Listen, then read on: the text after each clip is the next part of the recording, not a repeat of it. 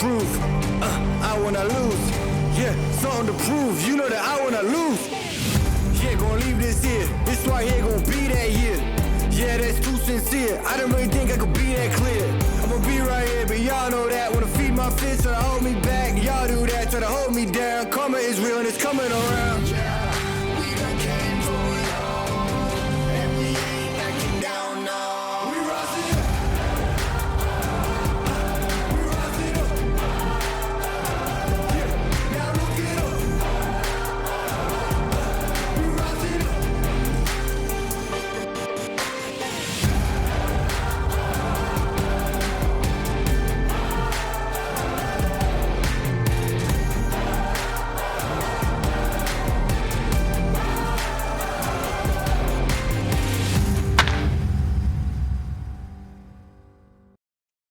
What is going on, guys? Welcome into On the Clock Baseball. We are back. We're talking ball once again. It is officially March. It is officially spring training, and we are hyped. We haven't been on in a little bit just because with spring training getting underway, a lot of the big signings, a lot of the big trades are over and done. But now that spring training has been going for a little bit, there's some stuff to talk about. Nothing too monumental, so let's just dive on into it. First and foremost, I got to touch on the Yankees' facial hair policy changes. They came out and said they'll now allow well-groomed beards in place of no beards whatsoever. So just to note, we're not going to see any like Brian Wilson, Dallas Braden, Dustin Ackley type beards. They still have to be well-groomed, so mine wouldn't even qualify as far as I'm concerned. So it'll be interesting to see what Yankees take advantage of that. It's caused a little bit of, not necessarily uproar, but a little bit of fan divided, I guess. I know my grandma would love it. When the Yankees signed Johnny Damon and he shaved his beard and cut his hair, she just thought that was the stupidest thing in the world, because she loved him with his long hair and beard. And I had to explain to her, like, Grandma, I know you love Jeter and the Yankees, but they don't allow that, kind of thing. And so I'm sure she's off in her grave, happy wherever she is. Congratulations, Grandma, you finally saw it. You finally got beards on the Yankees. Johnny Damon himself does not like the change. He said that they should keep tradition the way it is. So that's actually kind of funny coming from him. But that's where it's kind of divided. There are those people that are saying keep tradition the way it is. There are people that are happy that Yankees can now grow at least some sort of beard. So not major news, but as a Red Sox fan, I feel like I had to just comment on it a little bit because it's interesting. Roki Sasaki made his spring training debut the other night, and man, was he filthy. His first pitch out of the gate was a 99-mile-an-hour fastball, which was absolutely crazy.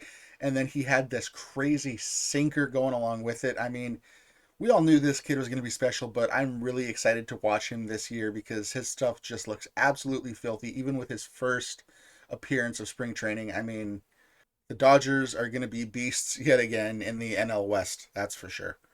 And then, of course, I want to touch on this thing about spring training and minor league stats. I kind of touched on it a little bit last week on Pesky, so we're going to listen to what I had to say there, and then I will expand on that a little bit. I see a lot of people, on social media and things like that saying, oh, so-and-so's got, a 5 ERA in the minors or whatever. And it's like, they're smart enough to know that the stats don't matter in spring training.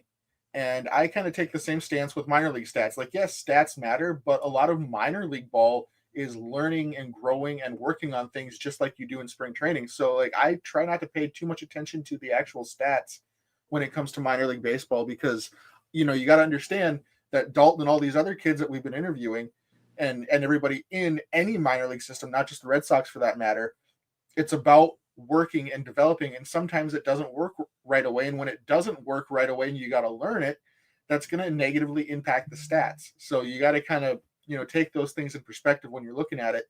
So all I'm really trying to say here is that we need to stop getting so over concerned with minor league stats and spring training stats because it's the same thing. Like ultimately they don't matter. A guy can have a awesome spring training and then come out in April and not do so good, or vice versa. They can have a horrible spring training, but that gives them the adjustments they need to then come out in April and have an amazing April. So just a quick reminder that spring training stats don't necessarily matter. And yeah, you can translate that into minor league stats as well, because Look, I know we all want to find like the next top prospect that's just blowing away every level of the minors, but the truth is, it's about development.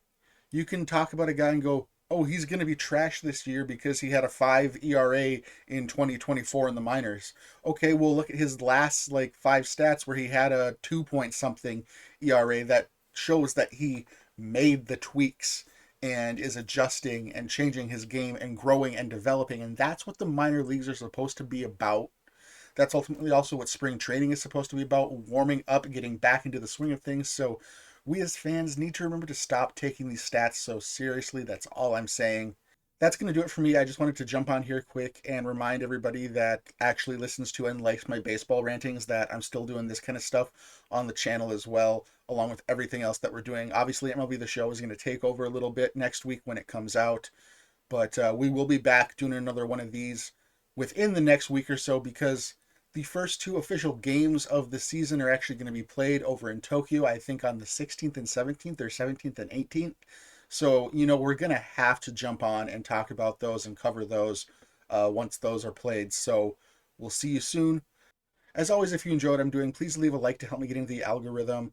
Comment what you're most excited for this upcoming baseball season. Subscribe if you haven't already. Share it with some friends who might want to subscribe and talk baseball. I'm going to leave you with some of my Red Sox comments on Pesky from yesterday. Thank you guys so much for watching, and I'll see you on the next one. So I've got 2 kind of major takeaways that I take away from this last week or so. The first is that drama from a couple weeks ago that we talked about, as I pointed out when we really kind of covered on this podcast, seems massively, massively overblown at this point. When you see Devers and Bregman together, they couldn't be friendlier with each other. And like, it's got me thinking like, sure, we all want Devers eventually to move to DH, but having someone like Bregman in house, if he is going to in fact play second base this year, we don't know. But what can Devers actually learn from a guy like that to help his third base production defensively? So I think that all that stuff was overblown, and I think that those two are getting along great. I don't know which one of them is going to hold down third, but I think if it is Devers, I think that there's stuff that he can learn from Bregman to make himself better, and I think he knows that, and I think that's a really interesting storyline to follow into the season. The other thing that I wanted to touch on really quick is Liam Hendriks, because a lot of Red Sox Nation seems to be really worried right now about the fact that Liam is not putting up the numbers we expected. And I know that I made a bold statement on this podcast a few weeks ago, basically saying that I think he's going to have a really special year for the Sox. I still believe that. But what we have to remember as fans is that this is a guy not only coming off arm issues, but still battling back from cancer. And, if we want anyone to go out there and have a good season, it's him because of the comeback story, the rebound story that it would be. But at the same time, he's 35 years old. He's on the latter end of his career. And these are hard things to come back from. So I hope he comes back, but I don't think it's something that should concern the fans too much, because if he doesn't come back the way that we want him to, we have guys like Slayton and Guerrero and even Chapman, like Rob was talking about, that can fill that role. But I do hope that he comes back. I don't think it's time to give up on him yet. Just let the guy work back at his own pace. He's a dog. I'm sure Andrew could talk to this with him being in Portland a lot last year and with Worcester a little bit last year. The guy's a dog. He's a great person. He's an absolute gamer. And one way or another, I think he's going to impact this team in a positive way. Yeah, I've gone back and forth on this topic, and part of me thinks that they're going to just do like a situation-based closing where it's like, hey, we got like 2 tough lefties coming up in the 9th, and Chapman hasn't thrown in a couple days or 2 days or whatever. Let's have Chapman do it. Or if it's the other way around, it's like all righties coming up and you want Hendricks to go do it, or you want Slayton to do it, whoever's available. But then the other part of me knows that ever since Alex Cora became the manager of the Boston Red Sox, he has always had a guy in the 9th. He loves having that one guy. Like, it's always, it was Kenley the last couple of years. It's just always been a guy that they want the 9th. Like, it's like, hey, like Liam Hendriks is my guy in the 9th. I don't know who that guy's going to be. I couldn't even tell you. Like, in my opinion, I think Justin Slayton could handle it. I think Liam could handle it. And I think Aroldis Chapman could handle it. Luis Guerrero, I think could also handle it eventually, but I think early on, like, just get his confidence up and half a season is in a sixth, seventh, eighth inning role. I think would be important for him, just get his confidence up and know that he can do it. I'm thinking, he has Chapman there to learn from. That would be a great person to learn from. If we're keeping baseball wise and stuff. Everybody thinks it's going to be Hendricks to begin with, but it could, like you said, Andrew, go off of a situational. Right now, like Andrew kind of said, there's no like solidified answer of who's going to be your closer. And the thing about a closer by committee, it's a cool thing that you could do when it comes to situationals, which is great. I think, like Brandon was saying, obviously, you got to look at Liam Hendricks. Fans are getting kind of concerned. The guy hasn't thrown a baseball in almost 2 years, kind of like in live situation and game situations. So you got to give that time, get his reps, get more comfortable again. So there's that. I think Luis Guerrero, he's very young and he's got a really good fastball, good velocity, good pitch mix. I could see him being a closer, but I also want to keep an eye out on a guy who I think could be coming back and could also be thrown into a situation like that. And maybe even Garrett Whitlock could be thrown into that situation too. You got to look at it. He has been in the past a setup guy or a seventh inning guy. And you got to remember, I think it was 2020 when Tanner Houck was closing at the time, sometimes for the Red Sox as well. You got to look at it that way. They threw Whitlock in like around the eighth inning typically. So I wouldn't be surprised if they even throw Garrett Whitlock into that closer situation if Chapman and Hendricks are kind of struggling too. I think Rob covered it pretty good there. It's like you guys were saying, Cora likes to have his guy, but even Breslow said earlier this offseason that he might be fine with a closer by committee. And I don't think that it necessarily has to be, closer by committee. When you look at this team, there are so many things that we're excited about, but we have to remember that this is still a team that did not do very well last year. That was basically a 500 team. And a lot of these things that we're excited about are question marks, yet they have question marks with a lot of potential. But like the things with this team, and like closer is one of them, like it doesn't necessarily have to be closer by committee all year. Let's get into the season and let one of these guys nail this job down, win this job. What is Crochet really going to do in a Red Sox uniform? That has yet to be seen. He looks filthy right now, but spring training stats don't matter at the end of the day. Walker Buehler, as good as he looked in the postseason, struggled coming off of his second Tommy John last year. We don't really know how he's going to rebound. And like with the big three, like we don't know where they're going to fit into all this. So there are still a lot of question marks. Granted, I'm not as worried as I was a year ago. These are better question marks to have. A lot of these log jams are good problems to have with the depth and things of that nature. But I think that this whole team is one of those things where we can go into the season and kind of let it see itself out, let it play itself out. Who is going to win a job here? Who's going to win the closer role? Who's going to win the setup role? Who's going to win second base ultimately when Devers does decide that he can go to DH? Who's going to win those outfield spots? Who's going to anchor the starting rotation? Things like that. All of these things will play themselves out. So I think we'll be fine. I don't think it necessarily has to be closer by committee. Just let one of the guys prove that they can do it. I think the guys that were lined up for the 5, you can't really dispute that. I would maybe throw Quentin Priester in there a little bit here and there, but we'll see how the 6-man goes, things like that. But the thing that I really want to note about this rotation is how interesting it really is and really could be, because we're looking at a rotation right now where the one like guarantee to me is Crochet. Crochet is going to go out and he's going to be filthy. He's going to be dominant. I think he's going to have a really good second year as a starter. Will that translate well to the pressure of Boston versus, the no expectations of the White Sox? That is yet to be seen.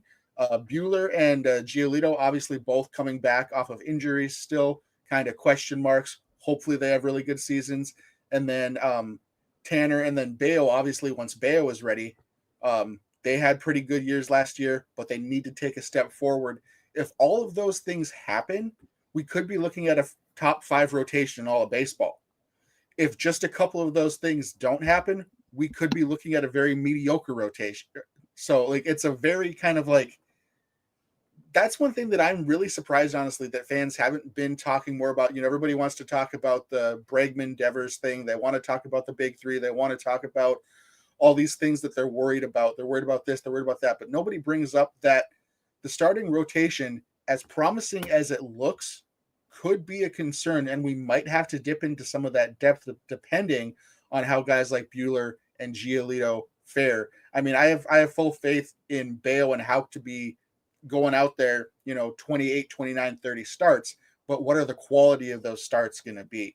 What is Giolito's bounce back going to look like? What is Buehler's bounce back going to look like? Again, like I said, how can Crochet translate to Boston? Those are all things to keep a good eye on, because those are the make or break questions that puts this from an elite top 5 MLB rotation to a mid-tier, somewhere in the 14, 15 area, in my opinion.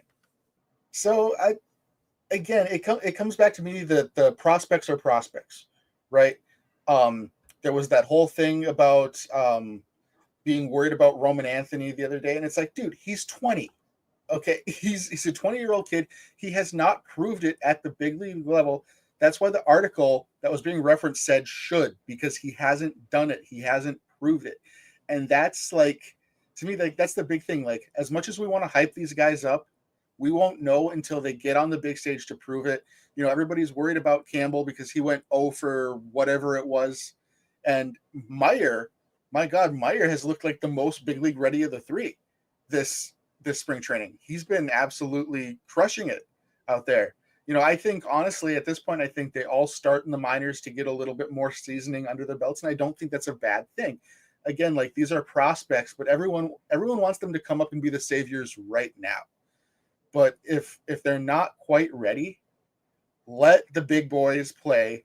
Like, everybody wants to make the instance what Kostas said a few weeks ago out to be this bad thing. Like, he didn't think any of them would crack the opening day roster, and now it's looking like that might be the case. So it's like I don't think he was insulting them. I think he was just saying, hey, I don't think they're quite ready. Let them get down there for a couple weeks, get some seasoning in. You still have, you have a full roster right now that these guys don't necessarily fit on.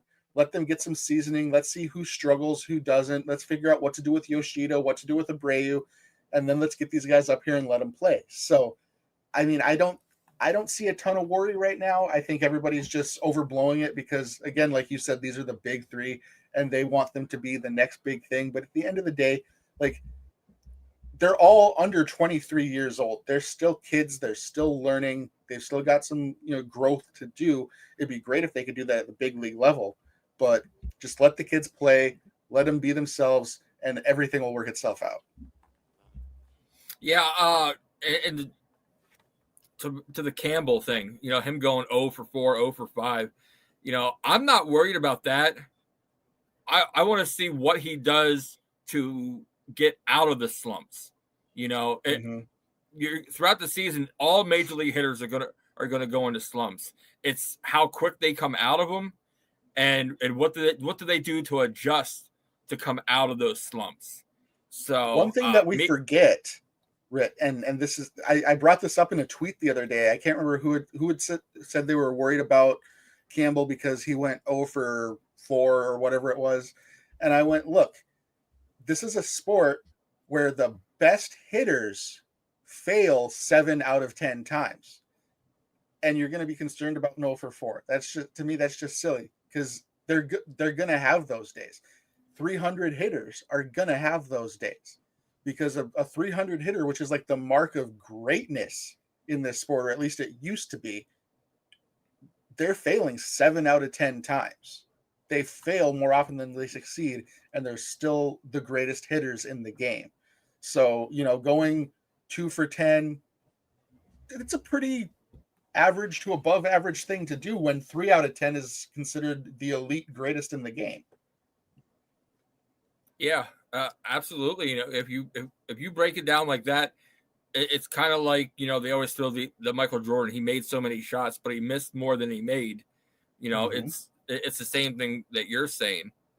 With all these new pitches being invented and thrown with the break and the speed, What's it like trying to stay on your game to catch all these new pitches? It all circles kind of back to just being like locked in and focused in the bullpen. I mean, all these new pitches and they just come up with them just one day. Like I have guys that show up to a bullpen one day and next thing I know, they're signaling to me a splitter. And I'm like, I've been catching you all year. I've never seen you throw a splitter. He's like, yeah, well, I'm going to start learning to throw it today. Okay. All right, you got to lock in here. I need to see, because all these guys, I mean, while everyone may throw a fastball, they throw a slider, they throw a sweeper, they throw a splitter.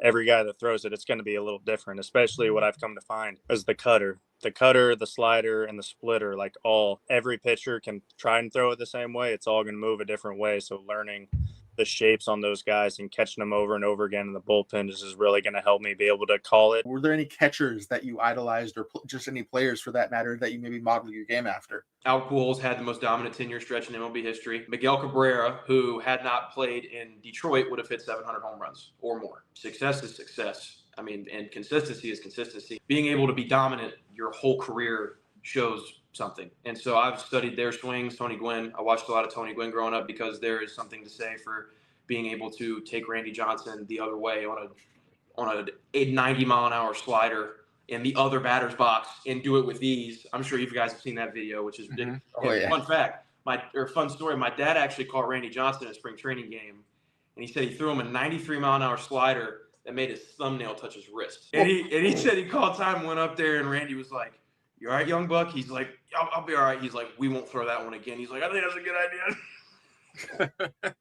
What the Bailey pitching regime and the pitching regime right now for the Red Sox is like. I was in spring training with him quite a bit last year. It's all about like the mentality, and the mentality is just to attack. Like be confident in the numbers. Like this is a game of numbers. We pitchers win most of the time. Go after them and trust your stuff, and trust that if you keep the ball in the zone like a lot, and you throw all your pitches for strikes, and you like fine tune the analytics to make sure your strikes are nasty, then usually it's going to go our way. And I think if you simplify it to that, then it makes the game a whole lot easier. The first time we met, I went up to him. I was like, "Hey, I have a baseball card of you from your All-Star game, and it's actually one of his. It's like has like a piece of his All-Star jersey in it, which I thought was super cool." What kind of like closers? Because we were talking pre-show about the mid 2000s era baseball and stuff. So were there any specific closers or things like that you grew up idolizing, trying to model your game after, or any pitchers for that matter?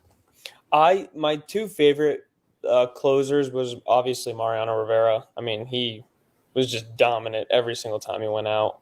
And more like recently, kind of Aroldis Chapman. I mean, I think he's lights out. I mean, yeah, he struggled just a little bit, but I mean, he throws 102 and he just dots people up. And when he's on the mound, you can see that he has that dominant mentality. Yeah, Rivera was one of those guys that, even as a Red Sox fan growing up, you had to look at him and go, the tip of the cap. He was just one of those guys. Does that rule deter you from trying to pick guys off? No, it absolutely does. That is one of the few rules that I think is just dumb. Like, I understand the concept of it. They want to make the game pace faster, I think it's starting to shy guys away from picking off, because then, you get to that third one, the runner's obviously going to have a bigger lead at that point. And they're going to be, jumpy, twitchy. For me, like, I didn't mind picking off. I never would do it twice in a row, because then it's like, oh, now the runner knows.